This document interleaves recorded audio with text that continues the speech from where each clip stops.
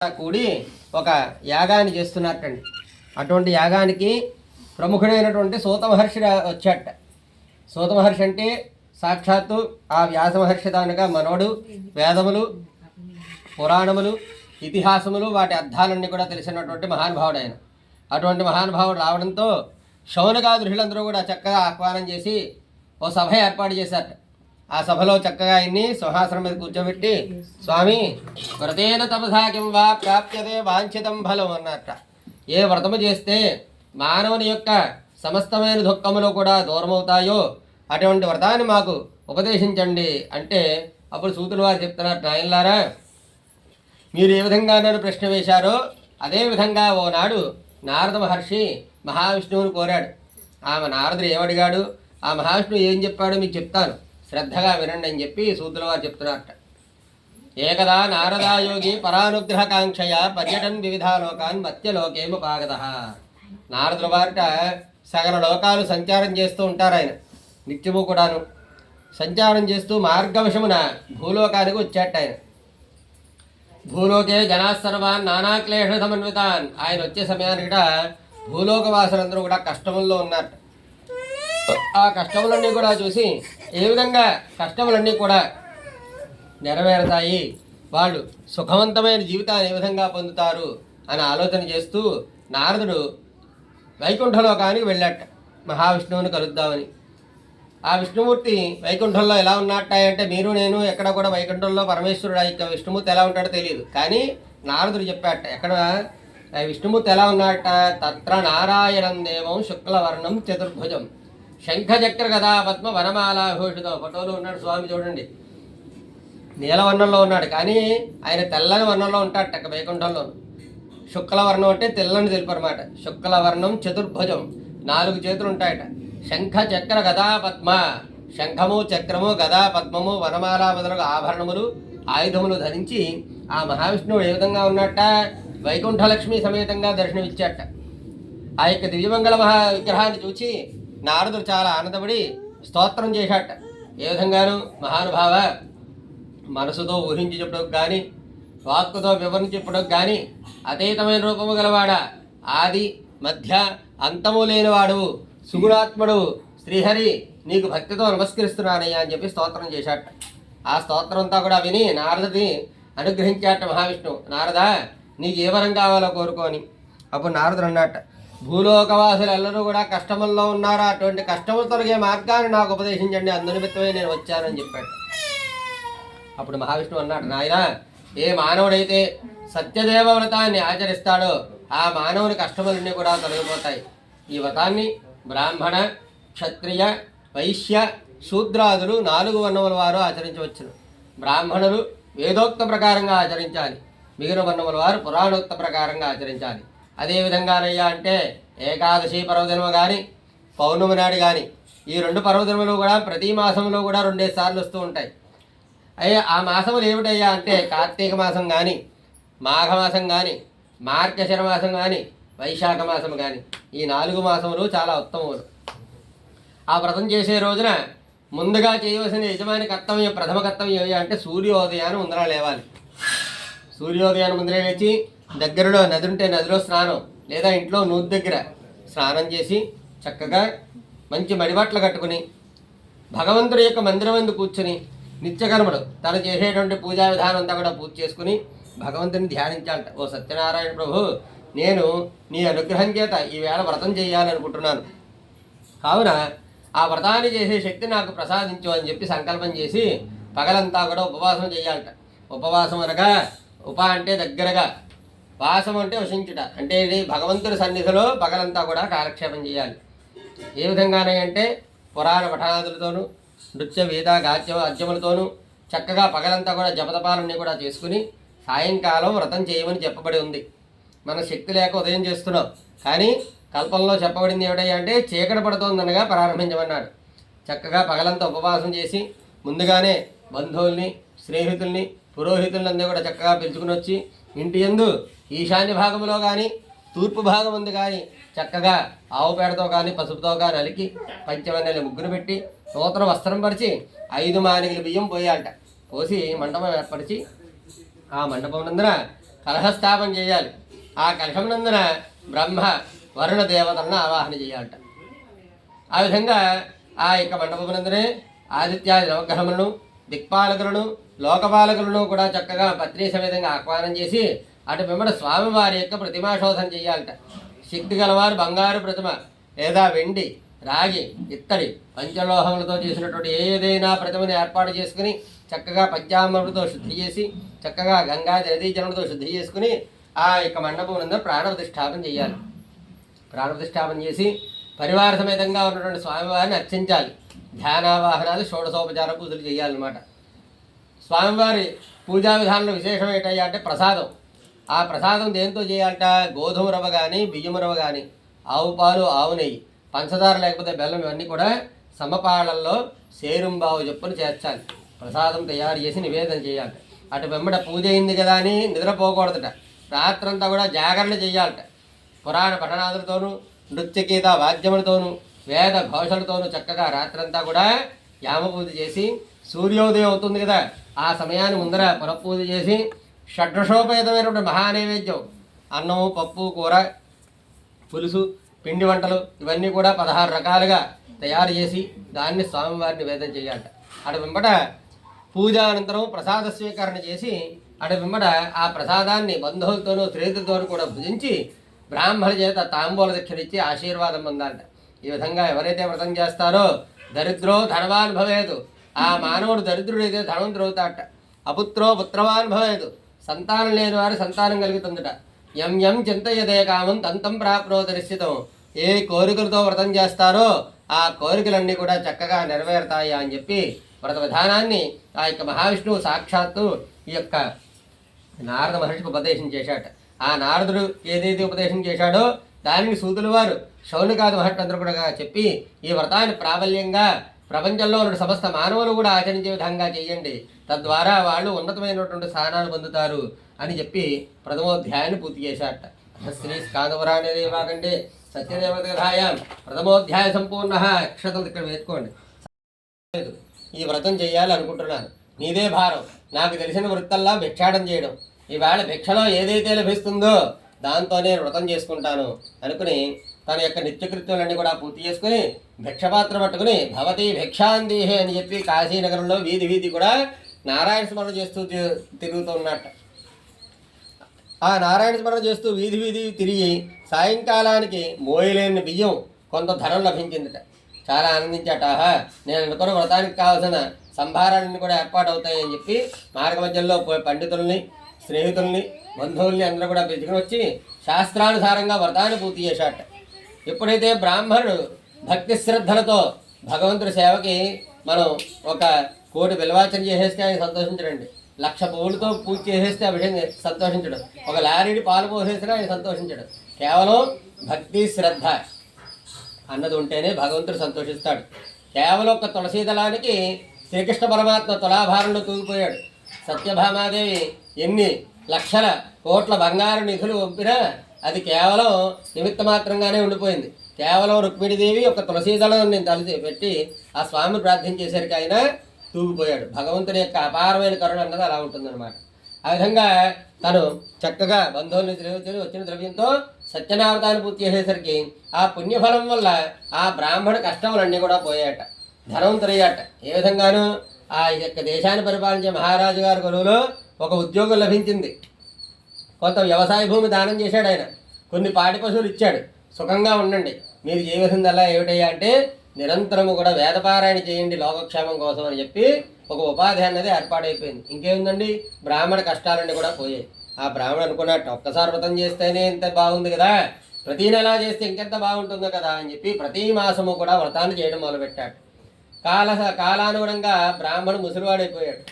ముసలివాడైపోయి వయోభారం వల్ల పాపం ఉపవాసం ఉండలేకపోతున్నాడు. ఆయన ఉండలేక ఏం చేశాట, ఉదయాన్నే మనలాగే వ్రతం చేస్తూ ఉన్నట్టు. మన మధ్యాహ్నం అయిపోయింది అనుకోండి, చేస్తూ ఆ యొక్క పూజలో ఉన్న సమయంలో వీధిలో వెళ్తున్నట్టు ఎవరు, కాష్ఠ విక్రేత అనగా కట్టెలముకునేవాడు వెడుతూ దాహం వేసింది పాపం. దాహం వేసి ఆ యొక్క దాహార్తి తీర్చుకోవడం కోసం అని చెప్పి కట్టెలుగా వీధిలో పెట్టేసి బ్రాహ్మణ గృహంలో ప్రవేశించాట. ఇంకేముంది, పురాణ పఠనాదులతోనూ, నృత్యగీత వాద్యములతోనూ, వేద ఘోషలతోనూ చక్కగా వ్రతం జరుగుతుందట. చూశాట. అయ్యో ఇంత విశేషంగా కార్యక్రమం జరుగుతుంది, ఇలాంటిది మనం తర్వాత చూడగలమో చూడలేమో అని చెప్పి దాహం మాడి కూడా మర్చిపోయాట. అక్కడ ఉన్నటువంటి సమస్త కార్యములు కూడా చూసి ఆనందించాట. ఆనందించి తీర్థప్రసాదాలు తీసుకుని వెళ్ళిపోతూ బ్రాహ్మణుడికి నమస్కారం చేసి అడిగినాడు, స్వామి ఏమిటండి పూజ అని. అప్పుడు బ్రాహ్మణుడు చెప్పాడు, నాయనా దీన్ని సత్యనారాయణ వ్రతం అంటారు, నేను వ్రతం చేశాను బాగుపడ్డాను, నువ్వు కూడా వ్రతం చేసుకో బాగుపడతావు అన్నట్టు. అలాగే శర్మగారు అని చెప్పి ఆ యొక్క కట్టెలుగా ఆవిడ అమ్మగా వచ్చిన ధనంతో వ్రతం చేయాలి అనుకున్నట్ట. అనుకుని వీధిలోకి వెళ్ళి కట్టెలుగా ఆవిడ అమ్మడం ప్రారంభించాట. ఒక ధనవంతులను వీధిలోకి వెళ్ళేసరికి ఒక షావుకారు గారు ఆ యొక్క కట్టెలుగా ఆవిడ అవి కొనుక్కోవడానికి అని చెప్పి సిద్ధపడ్డాట. అప్పటికే ఆ కట్టెలన్నీ కూడా గంధపు చెక్కలుగా మారిపోయి ఉన్నాయట. అంతే భగవంతుడి కరుణ అలా ఉంటుందన్నమాట. మనం సంకల్పం చేస్తే దైవబలం కూడా మనకి తోడవుతుందన్నమాట. ఆ గంధపు చెక్కల్ని రెట్టింపు ధనాన్ని కొనుక్కున్నట్ట. ఆ ధనంతో వ్రత సామాగ్రి పూజా సామాగ్రి కొనుక్కుని ఆ యొక్క కట్టెలమ్ముకునేవాడు కూడా వ్రతం చేసుకున్నాడు. ఇహోరు సుఖము పరమును మోక్షాన్ని పొందాడు. గోవిందా. నక్షత్ర సగం దేవుడు వేయండి, సగం నెత్తి వేయండి. ఆధాన్యత్ సంప్రవక్ష్యామి శ్రద్ధమున సత్తమ వ్రతం చేస్తూ ఉన్నట్ట. ఏ విధంగా చేస్తున్నాడయ్యా అంటే భద్రశీల అన్న నదీ తీరాన్న ఈ యొక్క మహారాజు గారు వ్రతం చేస్తున్నట్ట. చక్కగా వ్రతం జరుగుతుందిట. అటుగా పడవలో ప్రయాణం చేస్తున్నట్ట సాధు అనే వైశ్యుడు. ఆ సాధువు ఈ ఒడ్డున జరుగుతున్న కోలాహలాన్ని చూసి ఏమిటో తెలుసుకోవాలని చెప్పి పడవను ఒడ్డుకు పట్టించి మహారాజు గారు వ్రతం చేసే ప్రదేశానికి వచ్చి వ్రతమంతా చూశాట. ఆఖన్న మహారాజుని దర్శించుకుని ప్రార్థించాడు, స్వామి ఏమిటండి పూజ విశేషంగా చేస్తున్నారు అని. మహారాజు అన్నట్టు, నాయన దీని సత్యనారాయణ వ్రతం అంటారు, నేను సంతానం కోసం వ్రతం చేస్తున్నానయ్యా, నాకు ఈ క్షణానికి ఇప్పటికీ కూడా సంతానం లేదు, మా పురోహితులు చెప్పారు వ్రతం చేస్తే సంతానం కలుగుతుందని, ఆ విధంగా నేను వ్రతం చేస్తున్నానయ్యా అన్నట్టు. అప్పటికి ఆ వైశ్యుడికి కూడా సంతానం లేదట. ఆ వైశ్యుడు మనసులో వెంటనే అనుకున్నట్ట, అయితే మనం ఈ వ్రతం చేస్తే మనకు కూడా సంతానం కలుగుతుంది కదా అని చెప్పి ఆ స్వామికి దండం పెట్టాడు. స్వామి నాకు కూడా సంతానం కలిగితే వ్రతం చేసుకుంటానని మొక్కుకొని ఇంటికి వెళ్ళిపోయాడు. తన ఊరు రత్నసానుపురం. ఇంటికి వెళ్ళి భార్యతో అన్నాడు, భార్య పేరు లీలావతి. ఓ లీలావతి, పలానా మహారాజు గారు సంతానం కోసం సత్యనావతం చేశారు, మనకు కూడా సంతానం లేదు కదా, కాబట్టి మనం కూడా సంతానం కలిగితే వ్రతం చేద్దామని చెప్పి భార్యాభర్త ఇద్దరు కూడా ఏకకాలంలో స్వామివారు ప్రార్థించాట. భగవంతుడే కృపాకర కటాక్షమ చేత వైశ్యుని భార్య గర్భము ధరించి నవమాసం నిండిన తర్వాత ఒక శుభ సమయంలో ఒక కుమార్తె ప్రసవించింది. సంతోషించారు, ఆహా భగవంతుడి అనుగ్రహం వల్ల మనకు లక్ష్మీదేవి ఇంట్లో పుట్టింది, ఇదంతా కూడా స్వామి కరుణ అని చెప్పి ఆ క్షణం లగాయితూ సంతోషంగా ఉన్నారు. 11వ రోజున నామకరణం చేశాడు. కళావతి అని పేరు పెట్టాడు కుమార్తెని. సంతోషంగా కాలం గడుస్తూ ఉంది. ఓనాడు భార్య భర్తతో అంతట, ఏమంటే మనకి సంతానం కలిగింది కదా, సత్యనావ్రతం మాట ఏమిటి, ఆ వ్రతం చేసేస్తే మన పని అయిపోతుంది కదా అని భార్య భర్తకు గుర్తు చేసింది. అప్పుడు భార్యతో అన్నాడు భర్త, ఓ విచ్చిదానా, అమ్మాయి పుట్టి ఎంతో కాలం అవ్వలేదు, ఏకంగా వివాహకాలంలో వ్రతం చేద్దాం, అప్పుడైతే నీ తరపు బంధువులు నా తరపు బంధువులు ఉంటారు, ఖర్చు కూడా కలిసి వస్తుంది, ఇప్పుడు చేస్తే ఒక ఖర్చా, అప్పుడు చేస్తే ఇంకొక ఖర్చా, అంత ఖర్చు నేను భరించలేను అని అన్నమాట. మానవుడు ఆలోచన ఇలా ఉంటుందన్నమాట. పని అయ్యేంత వరకు ఒక మాట, పని అయిన తర్వాత ఇంకొక మాట, మనసు మారిపోతూ ఉంటుందన్నమాట. ఈ క్షణంలో మన చేతిలో కుడి చేతిలో ఉన్నది ఎడం చేతిలో మారే లోపల మనస్సు మారిపోతూ ఉంటుంది. మానవుడు మనస్సు అంత చంచలం అనమాట. అందుకనే మనస్సుని కోతితో పోల్చారు పెద్దవాళ్ళు. కోతి ఎప్పుడు కూడా ఒక చెట్టు మీద స్థిరంగా ఉండదు. ఆ కొమ్మ మీద ఈ కొమ్మకి, ఈ కొమ్మ మీద ఆ కొమ్మకి మారుతూనే ఉంటుంది. మన ఆలోచనలు కూడా ఈ క్షణంలో ఇక్కడ ఉంటాయి. మనం పూజ చేస్తూ ఉంటాం, మన బుర్ర ఎక్కడో ఆఫీసులోనో లేదంటే వ్యాపార స్థలంలోనో లేదా స్నేహితుడి దగ్గర, ఇచ్చే వాళ్ళ దగ్గర, పుచ్చుకునే వాళ్ళ దగ్గర ఆలోచిస్తూ ఉంటుంది. మనసుకు అంత వేగం ఉందన్నమాట. మనోవేగం అని పేరు అందుకే వచ్చింది. మనోవేగం వాయువేగాన్ని మించిన వేగం లేదుట.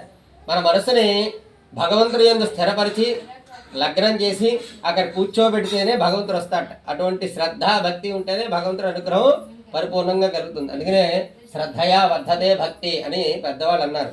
శ్రద్ధగా చేస్తేనే మన భక్తి వర్ధిల్లుతుందట. కాబట్టి ఆ మనసు అలా మారిపోయింది పాపం. భార్య కూడా భర్త మాట ఎదురు చెప్పలేకపోయింది పాపం. పూర్వం భర్త మాట భార్య వినేవారు. ఇప్పుడు కాలంలో అది కొంచెం కష్టంగానే ఉంది. కానీ కాలానుగుణంగా మారుతూ ఉన్నాయి పరిస్థితులు కూడాను. అలా జరుగుతుంది, కాలం గడుస్తుంది. అష్టవర్షాత్ భవేత్ కన్యాం అన్నట్టుగాను ఈ అమ్మాయి పెరిగి పెద్దయింది. 8వ సంవత్సరం వయసు వచ్చింది. పూర్వం ఏంటంటే శాస్త్రం 8వ సంవత్సరంలో అమ్మాయి పెళ్లి చేసేసేవారు. ఏమండి 8వ సంవత్సరంలో అబ్బాయి ఉంటే అబ్బాయి కొడుకు చేసేసేవారు. 16వ సంవత్సరంలోపు కుర్రాడికి పెళ్లి చేసేసేవారు. ఈ విధంగా శాస్త్రానుబద్ధంగా అంతా జరిగేది. అప్పుడు కూడా అందువల్ల ఆ కాలానుగుణంగా ఆ ధర్మశాస్త్రాన్ని అనుసరించి తన కుమార్తె వివాహం చేశాడు. వివాహం చేసి అల్లుడిని ఇళ్ళ కింద తెచ్చుకున్నాడు. ఒక్కగానొక్క కుమార్తె పాపం అల్లారు ముద్దుగా పెంచుకున్నాడు. లేక పుట్టింది కాబట్టి ప్రేమానురాగాల వల్ల ఇళ్ళరగా వచ్చే అల్లుడిని ముందుగానే మాట్లాడుకుని అల్లుడిని కూడా ఇళ్ళ కింద తెచ్చుకున్నాడు. కానీ దంపతులు ఇద్దరు కూడా సత్యనారాయణ వ్రతం మాట మర్చిపోయారు. దాంతో స్వామివారి కోపం వచ్చింది. ఏమిటి వైశ్యుడు సంతానం కలిగితే వ్రతం చేస్తానని చేయలేదు, వివాహకాలంలో చేస్తానాడు అప్పుడు కూడా చేయలేదు, కాబట్టి వీడికి తగినటువంటి బుద్ధి చెప్పాలి. బాధపడితే బోధపడుతుంది అంటారు పెద్దవాళ్ళు. ఏదైనా కష్టం జరిగిందనుకోండి వెంటనే దేవుడు గుర్తొస్తాడు, కష్టం కలిగితే వెంటనే అమ్మ గుర్తొస్తుంది. కాబట్టి వీడికి చిన్న భరించగలిగిన కష్టాన్ని పెడితే వీడి మనసు మారుతుంది అని చెప్పి భగవంతుడు అనుకున్నాడు. భగవంతుడు తలుచుకుంటే ఇంకేముందండి, కాలం గడుస్తుంది. వైశ్యుడికి ఒక ఆలోచన కలిగింది. ఏమిటి ఆలోచన అంటే తన వ్యాపారాన్ని వృద్ధి చేయాలి.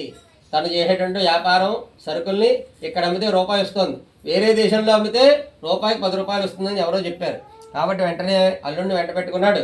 పడవ నిండా తను వ్యాపారం చేసేటువంటి సామాగ్రి అంతా కూడా నింపుకొని కుమార్తెకి భార్యకి కూడా జాగ్రత్త చెప్పి తను అల్లుడిని వెంట పెట్టుకుని ఒక దూరదేశానికి వెళ్ళాడు. ఎక్కడికి వెళ్ళాడు అంటే చంద్రకేతు మహారాజు గారి రాజ్యానికి వెళ్ళాడు. అక్కడ రాజ్యంలో చక్కగా వ్యాపారం చేస్తూ ఉన్నాడు. ఒకనాడు రాత్రి కాలంలో భగవంతుడి మాయ వల్ల కొంతమంది దొంగలు పుట్టారు, మాయా దొంగలు. ఆ మాయా దొంగలు ఏం చేశారు, ధనాగారంలో పడ్డారు. మహారాజు గారు ధనాగారంలో పడి ధనంతో సంచలన్ని కూడా పట్టుకుని వెళ్ళి ఈ అల్లుడు మావ నిద్రిస్తున్నటువంటి గదిలో వదిలేసి వాళ్ళు మాయమైపోయారు. భటులు ధనం మాయమైపోయిందని చెప్పి వెతగ్గా ఈ ధనంతో సంచలనం కూడా అల్లుడి వద్ద మా వద్ద దొరికాడు. ఇంకేముంది, దొంగ సొమ్ము ఎవరి దగ్గర ఉంటే వాళ్ళే దొంగలు. కాబట్టి వాళ్ళిద్దరిని బంధించి మహారాజు గారి దగ్గర తీసుకెళ్ళాట. మహారాజా, ధనంతో పాటు దొంగలు పట్టుకున్నామంటే తగిన శిక్ష విధించండి అని. ఆ పాప మహారాజు గారు విచారణ కూడా చేయలేదుట. మన ప్రారంభం బాగోలేదు అనుకోండి, చేసే పని కూడా సవ్యంగా అవ్వదు. వీళ్ళకి కష్టకాలం ప్రాప్తించింది కాబట్టి ఆ మహారాజు గారు విచారణ కూడా చేయలేదుట. తీసుకెళ్ళి కారాగృహం సెంట్రల్ జైల్లో పడండి అని ఆజ్ఞ వేశాట. వేసి ఇక మహారాజు గారు ఏమన్నట్ట, ధనంతో కూడా తిరిగి మళ్ళీ లెక్కలు చూసి ధనాగారంలో వేసేయండి అన్నట్ట. వైశ్యుడు వ్యాపారంలో సంపాదించిన ధనం కూడా మహారాజు గారి ధనంతో ధనాగారంలోకి వెళ్ళిపోయింది. అదే సమయంలో ఈ తల్లి కూతుర్లో ఇంట్లో కూడా దొంగలు పట్టారట. పూచికి పుల్ల కూడా మేల్చకుండా మొత్తం దొంగలు పట్టుకెళ్ళిపోయాట. మాన ప్రాణాలు తప్ప అన్నీ పట్టుకెళ్ళిపోయారు. పట్టుకెళ్ళిపోయేసరికి పాపం దరిద్రం సంప్రాప్తమైంది. పాప ఆడవాళ్ళిద్దరూను ఇప్పట్లా ఉద్యోగాలు చేయాలంటే అప్పట్లో అవకాశం లేదు. కేవలం వీళ్ళు ఇంట్లో ఉండిపోయారు. ధనం అంతా చోరులు పట్టుకెళ్ళిపోయారు. తినడానికి తిండి లేదు. కేవలం సాయంత్రాలు మాధోగణం చేసి వచ్చిన ద్రవ్యంతో తల్లి కూతురు ఇద్దరు బతుకుతున్నారు. మనోవ్యధ వల్ల ఈ లీలావతి అనారోగ్యం పాలైంది. తల్లి మంచాన్ని బట్టి తల్లిని పోషించాలి కదా. చిన్నపిల్ల 8 ఏళ్ల వయసులో పిల్లకి ఏం తెలుస్తుందండి, ఎక్కడికి వెళ్ళాలో తెలియదు, ఏం చేయాలో తెలియదు. పాపం తినడానికి తిండి లేదు. పాపం ఆ వీధి తిరిగి ఆ ఇంట్లో అక్కడ పెట్టినటువంటి ద్రవ్యాన్ని తెచ్చి తన తల్లిని పోషిస్తూ ఉంటుంది. అలాగే ఒకనాడు సాయంకాలం భిక్ష కోసం అని చెప్పి అగ్రహారంలో వెళ్ళేసరికి ఒక శర్మగారు ఇట్లాగా వ్రతం జరుగుతుంది. ఆ శర్మగారు దూరం నుంచి కళావతిని చూశాట. అయ్యో, మన లాభాల శెట్టి గారు అమ్మాయే ఇలా వచ్చింది ఏమిటని చెప్పి పిలిచి, అమ్మాయి ఏమిటమ్మా అంటే ఇలా భిక్ష కోసం వచ్చాయండి అంది. అమ్మ, నువ్వు కంగారు పట్టుకు ఎక్కడికి వెళ్ళిపోకు, మా ఇంట్లో సత్యనారాయణ చేస్తున్నావు, ఇప్పుడే మొదలెట్టాం. వ్రతం పూర్తయ్యాక ప్రసాదం ఆహారం ఇస్తాను, పండు ఫలం ఇస్తాను, కూర్చో అని చెప్పి కళావతిని కూర్చోబెట్టారు. పాపం మొహమాటానికి అక్కడే కూర్చోడిపోయింది. ఆ వ్రతం అయ్యేసరికి అర్ధరాత్రి అయిపోయింది. ఆ ప్రసాదం తీర్థం పట్టుకుని ఇంటికి వచ్చేసరికి ఆలస్యంగా వచ్చిన కూతురు కోపంగా అడిగింది, ఏమిటమ్మా ఇంత ఆలస్యం అయిపోయింది, ఎక్కడికి వెళ్ళిపోయామని చెప్పి భయపడుతూ ఉన్నాను, అసలే మన రోజులు బాగోలేవు, ఏమిటి కారణం అని చెప్పి కోపంగా తల్లి అడిగేసరికి ఈ వ్రతము విషయం అంతా చెప్పిందట. ఎప్పుడైతే సత్యనారాయణ వ్రతం అనే మాట విందో తల్లి మూర్ఛిల్లు పడిపోయిందట. మొహంపై నీళ్ళ జల్లి కూర్చోబెట్టేసరికి ఏడుస్తుందట. తల్లి సముదాయించి, ఏమిటమ్మా కారణం, ఏడుపు కారణం అన్నాడు. ఇదే అప్పుడు చెప్పిందట, ఇదే సత్యనారాయణ వ్రతాన్ని నేను నీ యొక్క తండ్రి కూడా ఆచరిద్దాం అనుకున్నావు, నువ్వు సంతానంగా అందువల్లే పుట్టావు, కాబట్టి మనం వ్రతం చేయకపోవడం వల్ల ఈ కష్టాలు మనమేని కష్టాలు పడుతున్నావు, నీ భర్త తండ్రి అక్కడ ఇంకెంత కష్టాలు పడుతున్నారు నాకు అర్థమవుతుందని చెప్పి తల్లి కూతురు ఇద్దరు కూడా స్వామిని ప్రార్థించాడు. స్వామి, మమ్మల్ని క్షమించు, మా యొక్క తప్పిదాన్ని క్షమించి నా భర్తారుడు క్షేమంగా రావాలి, నీ వ్రతం మేము ఎప్పుడే ఆచరిస్తాం అని చెప్పి తల్లి కూతురు ఇద్దరు వ్రతం చేశారు. ఏ పూజ అయినా సరే భార్యాభర్తలు చేయాలి, కానీ సత్యనారాయణ వ్రతానికి సింగిల్గా ఉన్న ఆ వ్రతం చేసుకునే అధికారాన్ని భగవంతుడు ఇచ్చాడు. తల్లి కూతురు ఇద్దరు కూడా వ్రతం చేశారు. వ్రతం చేసి స్వామివారిని ప్రార్థించాట, స్వామి నా భర్త అల్లుడు క్షేమంగా రావాలి అని. ఇంకేముంది, స్వామివారు కొంచెం శాంతించి ఆ చంద్రకేతు మహారాజు గారి కల్లో కనబడి, నాయన నీవు బంధించిన వైశ్యులు అమాయకులయ్యా, వారిని సూర్యోదయాన్ని మంచిని వృద్ధిపెట్టే, లేనితో నువ్వు కష్టాలు పాలవుతావు అని చెప్పి సాక్షాత్తు భగవంతుడు వాణి ఆ యొక్క మహారాజు గారి చెవిలో వినపడింది. వెంటనే మహారాజు గారు ఉలిక్కిపడి లేచాడు. తన కల వృత్తాంతాన్ని తన యొక్క పరివారానికి, మంత్రులకి, సామంతులకి, పురోహితులకి సభలో చెప్పాట. వెంటనే ఆజ్ఞ వేశాట, అల్లుడిని మామగారిని కూడా విడుదల చేయండి అని. ఆ విడుదల చేసి ఆ మహారాజు గారు కొలువులో నిలబెట్టారు అల్లుడిని మామగారిని. ఇంకా వైశ్యుడు భయపడుతున్నాడు. మహారాజు గారు ఇంకేం పెద్ద శిక్ష విధిస్తాడో ఏమిటో అని భయపడుతుండగా మహారాజు గారే వచ్చి భుజం తట్టాట. ఆయన నీకు భయపడకు, నీకు దైవ ప్రాతికూల్యం వల్ల ఇట్టి కష్టం కలిగింది తప్ప వేరే ఒకటి కాదు, ఇక మీకు సెలవిస్తున్నారు అని చెప్పి మహారాజు గారు వాళ్ళకి ఒక పడవ ఏర్పాటు చేసి ఆ పడవ నిండా ధనధాన్యాలు, వజ్ర వైఢూర్యాలు, మణిమాణిక్యాలు, ఆభరణాలు ఇది లేదు అనే మాట లేకుండా అన్ని రకాలు 10 తరాలు సరిపడే ధనాన్ని ఇచ్చి మహారాజు గారు సాగనంపాట. అధ శ్రీ స్కాందపురాణి రేవాగండ్యవతకథాయాం తృతీయోధ్యాయ సంపూర్ణ. గోవింద రమారమణ గోవింద, లక్ష్మీరమణ గోవింద, వెంకటరమణ గోవింద గోవింద గోవింద. భగవంతులం కావయ్యా, మేము కేవలం కోస్తావర్తకులం. ఇటువంటి అరణ్యాల్లో దొరికేటువంటి ఆకులు, అలములు, తీగలు, దుంపలు, కాయలు, పువ్వులు, వేళ్ళు అన్నీ కూడా మేము పడవలో నింపుకుని పట్టణంలో వెళ్ళి ఆయుర్వేద వ్యాపారం చేస్తాం. మూలికా వైద్యులు అయ్యా, మా పడవలో కూడా అవే ఉన్నాయి, కాస్త వెళ్ళి చూసుకో అని నోటికొచ్చినటువంటి అబద్ధాలన్నీ చెప్పాడు వైశ్యుడు. ధనమోహం అన్నది అంత దారుణంగా ఉంటుందన్నమాట. అప్పుడు ఆ సన్యాసి అన్ని మాటలు విని ఒకటే మాట అన్నమాట, సత్యం భవతు ఏ వచః, మీరు పలికిన పలుకులన్నీ కూడా సత్యమవుగా కానీ అనేసి ఒక చెట్టు కింద కూర్చొని తపస్సు చేసుకున్నాడు సన్యాసి. వీడికి అప్పగే కూడా వీళ్ళకి బుర్ర వెలగలేదు. ఏదో సన్యాసి డబ్బులు ఇవ్వలేదని తిట్టుకుంటున్నాడు అంతే తప్ప ఇక వీళ్ళు ఏమన్నా కూడా ఏం జరుగుతుంది అని చెప్పి అనే ఆలోచనలో ఉన్నాడు వైశ్యుడు. పడవలోకి వెళ్ళి చూసి తెల్లబోయాట. కారణం మహారాజు గారు ఇచ్చిన ధనధాన్యాలు, వజ్రవైఢ్యాలు, మణిమణిక్యాలని కూడా ఆకులు, అలములు, తీగలు, దుంపలు, కాయలు, పూలు వేడిగా మారిపోయాట. ఏమిట్రా భగవంతురా అని చెప్పి ఏడుస్తూ కూర్చున్నట్టు మామగారు. అప్పుడు అల్లుడు అన్నట్ట, ఓయి మామగారు, కనబడింది అడిగితే ఓ రూపాయో పాపాయో ఇస్తే అయిపోతుంది కదా, గోటుతో పోయేదాన్ని గొడ్డల వరకు తెచ్చుకున్నాము. ఆ సన్యాసి సామాన్యమైన కాదయ్యా, సాక్షాత్తు బ్రహ్మ విష్ణు మహేశ్వర స్వరూపం. ఆ యొక్క తేజస్సు చూస్తే నీకు అర్థం అవ్వలేదా? కేవలం ధనగర్వంతోనూ ధనమోహంతోనూ నువ్వు ఉన్నావు, నీకు అవేం కనబడలేదు. కాబట్టి ఎక్కడ పోయిందో అక్కడే వెతుక్కోమన్నారు పెద్దలు. నడవండి ఆ సన్యాసిని ప్రార్థిద్దామని చెప్పి పరుగుని వెళ్ళారు. వెళ్ళి ఆ సన్యాసిని కనుక్కొని సాష్టాంగ నమస్కారం చేసి, మహానుభావ, బ్రహ్మాది దేవతలు కూడా నీ యొక్క మహిమను గ్రహింపజాలరు, మేమెంతవారము సామాన్యమైనటువంటి మానవ నేత్రాలతో నీ యొక్క ఉనికిని కనుక్కోలేకపోయాము, నాకు బుద్ధి వచ్చింది, నన్ను క్షమించు, నా ధనాన్ని నాకు ఇప్పించు అని చెప్పి ప్రార్థించాట. అప్పుడు ఆ సన్యాసి అన్నట్టు, ఓ వైశ్యుడా, మాట తిప్తాను విను. ఇదివరలో సంతానం కలిగితే సత్యవ్రతం చేస్తాను, నువ్వు చేయలేదు సరికదా, దాని మాటే మర్చిపోయావు. భగవంతుడు అన్నీ చూస్తూనే ఉంటాడు. సూర్యుడి రూపంలోనూ, చంద్రుడి రూపంలోనూ, రాత్రి నక్షత్రాల రూపంలోనూ, అగ్ని రూపంలోనూ, వాయు రూపంలోనూ ఎప్పుడూ కూడా మనల్ని పరీక్ష పెడుతూనే ఉంటాడు, పరిశీలన చేస్తూనే ఉంటాడు. మనం ఎవరో చూడలేదు కదా అని చెప్పి ఒక దుష్కర్మ చేసి మనకి పని అయిపోయింది అనుకుంటే కుదరదు. కాబట్టి ఎప్పుడూ కూడా భగవంతుడు నిన్ను గమనిస్తూనే ఉంటాడు. కాబట్టి నీ యొక్క భార్య బిడ్డ ఇద్దరు కూడా వ్రతం చేశారు కాబట్టి మహారాజు గారు చెర నుండి బయటపడ్డావు. ఇకనైనా బుద్ధి తెచ్చుకో, ఇంటికి వెళ్ళండి, వ్రతం చేసుకొని ఎక్కు, నా యొక్క అనుగ్రహం తప్పకుండా ఉంటుంది అని చెప్పి విషయమంతా చెప్పి అనుగ్రహించి అంతర్ధానం అయిపోయాట సన్యాసి. వెంటనే పడవలో జైలు చూసేసరికి ఎక్కడ పెట్టిన ధనం అక్కడ ఉందట. చాలా సంతోషించి తిరుగు ప్రయాణమై వాళ్ళు ఊరు వెళ్ళిపోయారు. వెళ్ళడంతోనే ఒక దూతను పిలిచాట, నాయన, నా కుమార్తె భార్య కూడా ఎదురు చూస్తూ ఉంటారు మా ఇంట్లోనూ, మేము వచ్చామని చెప్పు అని చెప్పి దూతని ఇంటికి కబురు పంపించాట. ఆ దూత తిన్నగా ఇంటికి వెళ్ళి కబురు చెప్పే సమయానికి కుమార్తె అయిన కళావతి సత్యనారాయణ వ్రతం చేస్తోందిట, భర్త తండ్రి క్షేమంగా రావాలని. అప్పుడు ఈ దూత మాట వినగానే పాపం కళావతి మనసు మారిపోయింది. చెప్పేది ఏదంటే ఇందాక భక్తి శ్రద్ధ అనేది భగవంతుడి సేవకు కావాలి. ఆ దానితో ఏం జరిగిందంటే తల్లి ఉందిట ఓ మాట, అమ్మ నువ్వు వ్రతం చేస్తున్నావు కదా, ముందు నువ్వు వ్రతం పూర్తి చేసుకుంటా, నేను తీరానికి వెళ్తాను అని చెప్పి కుమార్తెకి ఓ మాట చెప్పేసింది. తల్లి వెళ్ళిపోయింది, తన భర్త తండ్రి వచ్చారని విషయం తెలిసింది. ఆ యొక్క మనసు అంతా మారిపోయింది కళావతి. పాపం ఏదో విధంగా పూర్తి చేసేసింది. ఆ కంగారుగా బయలుదేరి రావడం అటు వస్తే ప్రసాదం తినకుండా వచ్చింది. దాంతో స్వామివారి కోపం వచ్చిందిట. నేను నా ప్రసాదం వేరా, నాకెంత మహాత్యం ఉందో నా ప్రసాదానికి కూడా అంతే మహాత్యం ఉంది, ఈ పిల్ల వ్రతం చేసింది ప్రసాదం తినకుండా వచ్చేసింది. వ్రతానికి ఉద్యాపన ఏమిటయ్యా అంటే ప్రసాదం తినడమే ఉద్యాపన. ప్రతి వ్రతానికి ఉద్యాపన ఉంటుందండి. ఆ ఉద్యాపన ఏమిటి అంటే ప్రసాద గ్రహణ చేస్తే ఆ వ్రతం పూర్తవుతుంది. ప్రసాదం తినకుండా ఉంటే వ్రతం పూర్తయినట్టు లెక్క కాదు.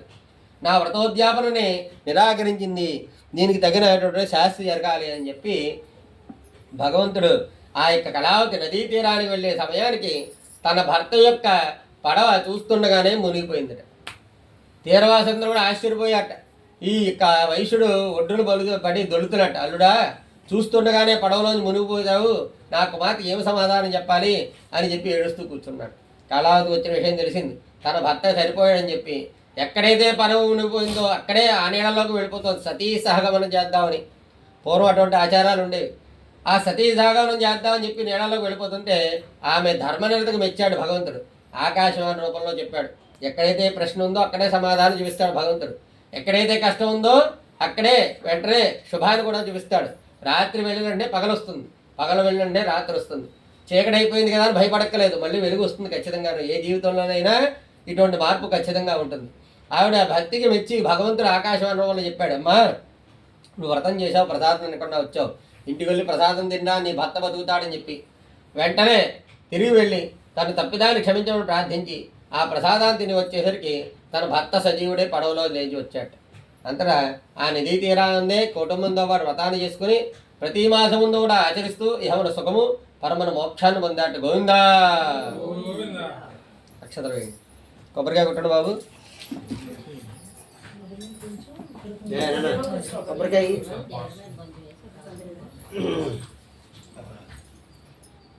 చేత అక్కడ ఆ యొక్క మంత్రంలో ఉన్న బలం చేత అది ఆ ద్రవ్యం అలా మారిపోతుంది. మారిపోయి భగవంతుడు సంతోషిస్తాట.